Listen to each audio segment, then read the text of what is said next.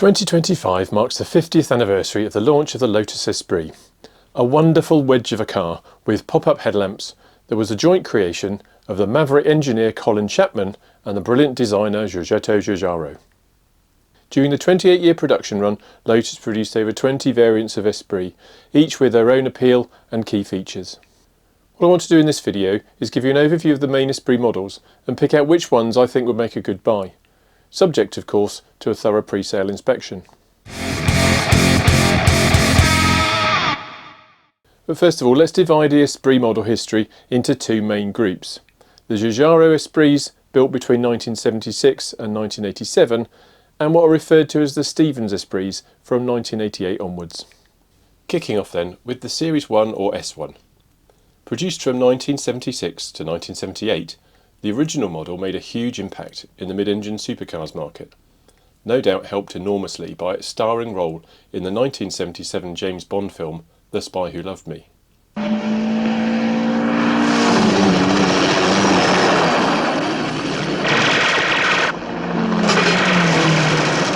You ever got the feeling somebody doesn't like you? The S1 can be distinguished from later Giugiaro-style cars by the large shovel-shaped front air dam under the nose, the lack of air intakes behind the side windows, the small door mirrors and the Wolf Race alloy wheels. The interiors too are often quite remarkable, especially the earlier cars with vivid green and red tartan upholstery and bright orange carpets. This all-new Esprit was powered by Lotus's own 2-litre 4-cylinder engine, rated at 160 horsepower, which was considered to be a little underpowered despite a curb weight of just 900 kilos. But true to the Lotus reputation of the time, its standout characteristic was its handling and steering.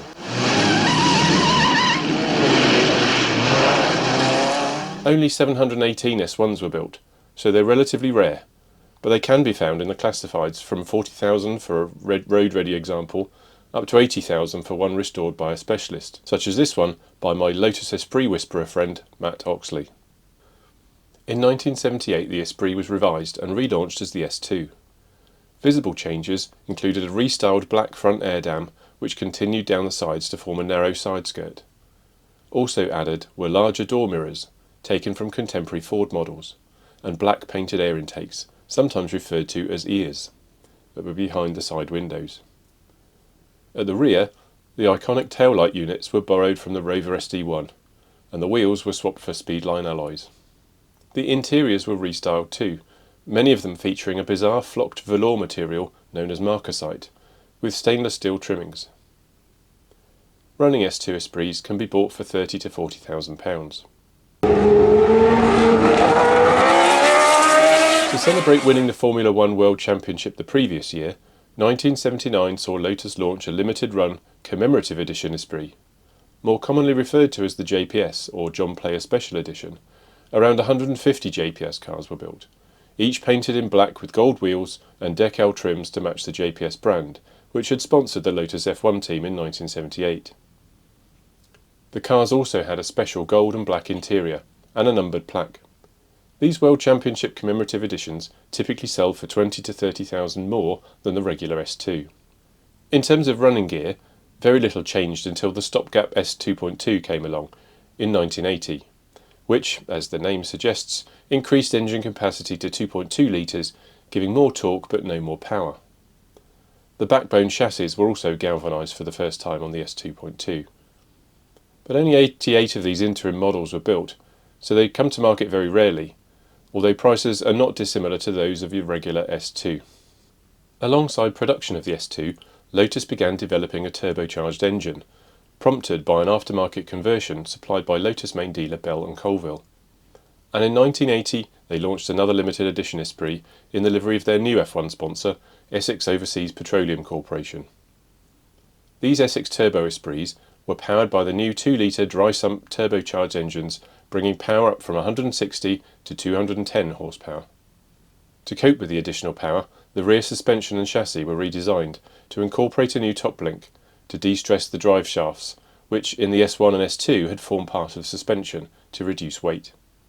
Visually, aside from the eye-catching livery, the Essex Turbo was restyled by Giugiaro to incorporate bigger wraparound bumpers, side skirts with a duct to send cooling air into the engine bay, a louvered rear hatch and prominent rear lip spoiler to aid the aerodynamics.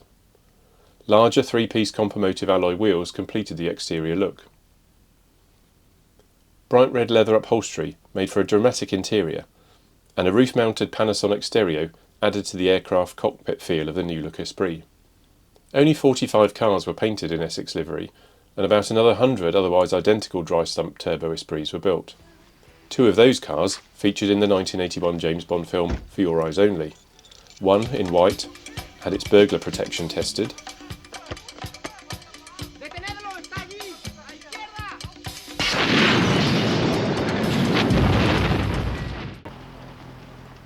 The other, fitted with skis and repainted in copper fire metallic red to stand out against the snow, had less than 30 seconds screen time, but was so loved by the actor Roger Moore that he used it as his location car during filming in Cortina d'Ampezzo. Essex Esprits usually sell for over £100,000, with other dry-sump turbos listing in the high five-figure sums. From 1982 onwards, 2 Esprit models shared the same chassis and common body mouldings: the normally aspirated S3 and the now wet-sumped Turbo Esprit, both with 2.2 litre engines with similar power outputs to their respective predecessors. The S3 can be distinguished from the S2 visually by its larger wraparound bumpers, the rear one having Lotus embossed into it, and body-coloured air intakes and side skirts. The Turbo retained its louvered rear hatch, ducktail spoiler, and more functional side skirts, but was otherwise visually similar to the S3. Both could come fitted with BBS alloy wheels. The interiors were again restyled, with options for full leather, half leather, or rarely, if no box was ticked, full fabric, a slightly furry teddy bear moquette. A minor facelift in 1985 saw the bumpers, door mirrors and rear light bezels go from satin black to body coloured, along with some subtle styling changes and an updated front suspension. From 1986 until the end of the Giugiaro Esprits in 1987, the HC engines had higher compression ratios, adding 10 horsepower to the S3s and 5 to the turbos. Esprit S3s can be bought from around £20,000 up to around £35,000. Turbo Esprits are now £40,000 to £60,000. So that rounds off the Giugiaro Esprits, the first 11 to 12 years of production. In 1987, the new head of design at Lotus, Peter Stevens, was given the task of restyling the Esprit, opting for OZ wheels and rounding off some of the sharp edges and angles in keeping with the prominent designs of the time. A new process for producing the fiberglass body panels allowed a cleaner shape, without the black rubbing strip down the sides that hid the join between the top and bottom body shells. Giugiaro was said to have liked the redesign, although said that Stevens could perhaps have taken it further away from the original. Although marketed as the Lotus Esprit and Lotus Esprit Turbo, these models are now referred to by their project code X180, and were mechanically similar to the outgoing S3 and Turbo, but with fuel injection replacing the carbs and a Renault transaxle replacing the original Citroën unit. Prices for the normally aspirated X180 Esprits are similar to the S3, if anything maybe a little lower now, and are probably the cheapest Esprits to buy. X180 Turbos haven't yet reached the heights of the Giugiaro Turbos. They're still available below £30,000. A further revision to the turbocharged engine in 1989 introduced an intercooler, called a charge cooler by Lotus, raising power output to 264 horsepower and 280 on overboost. This engine went into a model called the Turbo SE, which also had additional body aero kit added, including a rear wing. Like some of its predecessors, Turbo SEs also appeared on the silver screen, both in Basic Instinct and in Pretty Woman, after Ferrari and Porsche refused to supply a car that was to be seen picking up a prostitute. Lotus sales rocketed after Julia Roberts promoted its sharp handling. Man, this baby must corner like it's on rails. These Turbo SEs sell for a little more than the non-SE turbos, but still way below the Giugiaro Turbo Esprits. Although this second broad group of Esprit models are often referred to as Stevens cars, there were in fact 2 further designers who evolved the Esprit styling. The first of these was Julian Thompson, by then the new head of design at Lotus, who went on to create the Lotus Elise. In 1993, the Esprit S4 was launched, dropping the normally aspirated engine option, but continuing with a turbocharged engine from the SE. The bumpers and side skirts were revised, and a small spoiler placed halfway up the rear hatch. 5-spoke alloys completed the new look, A year later, the S4S was introduced, with a full rear wing and 6-spoke alloys, plus a tuned engine capable of 301 horsepower. You can find Esprit S4s for around £35,000, and the S4Ss for another 5k on top of that. The last Esprit to be powered by a 4-cylinder motor was the 1996 GT3, which continued in production until 1999. It used a 2-litre turbocharged variant of the engine made originally for tax efficiency in the Italian market. Fewer than 200 of these GT3s were built, so they don't come to market very often. When they do, expect to pay upwards of £50,000. 1996 saw the Esprit at peak popularity, introducing a V8 engine for the first time. Another homegrown motor from Lotus, it was twin turbocharged and had to be detuned from a possible 500 horsepower to just 350 in order to protect the gearbox.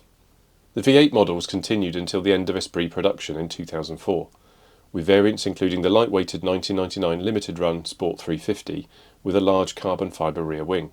A fourth designer, Russell Carr, gave the V8 its final styling refresh in 2002, grafting in the round rear taillights from the Series 2 Elise. V8 Esprits range from £50,000 up to as much as £70,000 for a Sport 350. So of all the many variants of Lotus Esprit, which ones would I pick out to buy? It will of course depend on budget. If money is no object, it would have to be an Essex Turbo. Their limited run and eye-catching livery set them apart from the rest of the models. Make sure it still has the roof-mounted stereo though, as these are highly prized. And take care of it, because engine parts for the dry sump cars are expensive and hard to find. For a middling budget, say 50 to 60,000, go for a Turbo Esprit from the same era as the S3. They have the sporty looks of the non-Essex dry sump cars for a lot less money and with cheaper engine components. Alternatively, the same money could get you a World Championship Commemorative Edition S2 in the iconic black and gold JPS livery.